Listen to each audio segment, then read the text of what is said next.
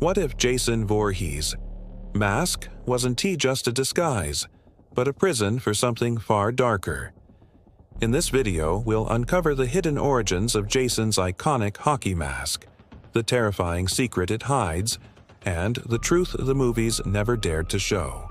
From mysterious rituals at Camp Crystal Lake to strange government experiments buried in classified archives, this story will change everything you thought you knew about horror's most infamous killer.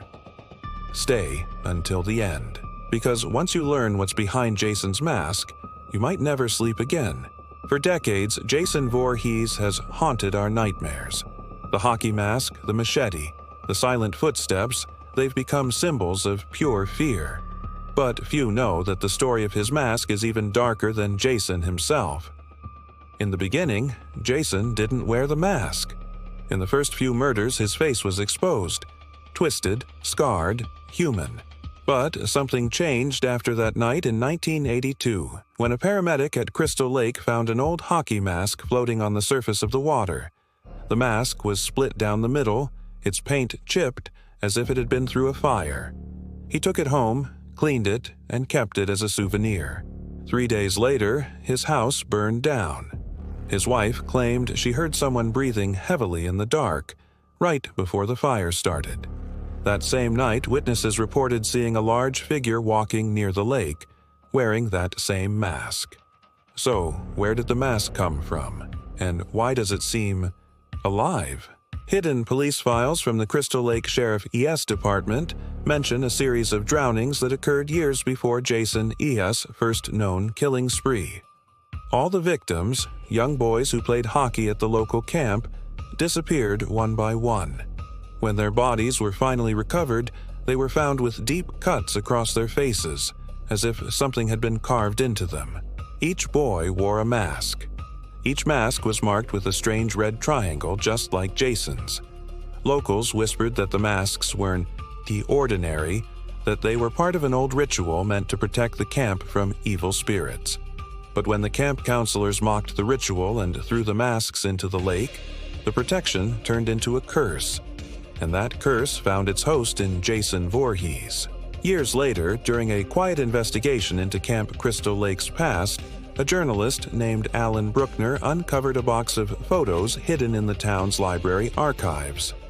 In one of the photos, taken in 1957, the year Jason drowned, a group of kids can be seen posing with identical hockey masks. Standing behind them, however, is a man no one could identify. Tall, wearing a dark coat, and staring directly at the camera. When the journalist enhanced the image, he noticed something horrifying. The man had no face at all, only darkness where his features should be. The file was labeled Coach Harlow, but no records of anyone by that name ever existed in Crystal Lake. Within a week of publishing his discovery, Alan vanished.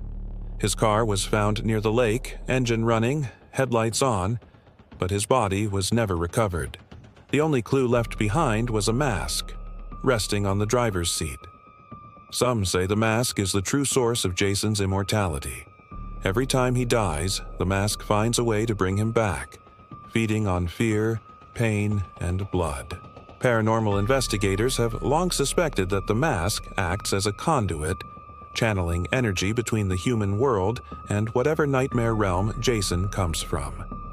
One chilling account comes from Project Lazarus, a secret experiment run by a government research facility in 1994. They attempted to test the mask's power after retrieving it from a crime scene. Witnesses described how the mask began to vibrate on its own, and thermal cameras detected intense heat signatures, like a living heartbeat. Then, suddenly, the lights went out. When they came back on, one of the scientists was gone. Only his glasses remained, melted to the floor. The mask was found across the room, covered in blood that didn't match anyone in the facility. The project was shut down immediately, and all remaining documents were classified. But a former technician, speaking anonymously years later, revealed something terrifying. We thought it was just an object, but when we touched it, we all heard the same thing, a whisper saying, "He's not finished yet." So, what if Jason isn't wearing the mask to hide? What if the mask is wearing him? Every recorded sighting of Jason shows the mask perfectly intact, even after fire, water, bullets, or explosions. It never burns, it never breaks, almost as if it regenerates, feeding off his rage. The pattern on its surface, those red triangles, matches markings found in ancient tribal artifacts believed to imprison malevolent spirits. Could Jason's mother, Pamela Voorhees, have known about the curse when she began her killings? Was she trying to stop something, not just avenge her son? Some claim she made a deal with whatever was inside the mask, and Jason became the price. In 2010, a diver exploring Crystal Lake claimed to have found a strange metallic box at the bottom. Inside, he discovered fragments of what looked like an older version of Jason's mask. Rusted, brittle, and engraved with Latin words meaning, "The soul is the mask." The diver's footage was uploaded online, but mysteriously vanished within hours.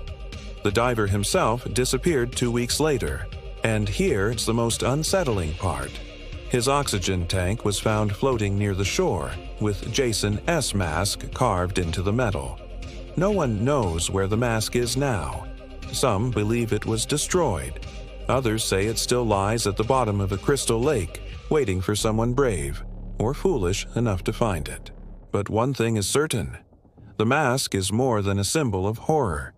It's a vessel, a cage, a curse that binds Jason to this world, forever feeding on the fear of those who dare to remember his name.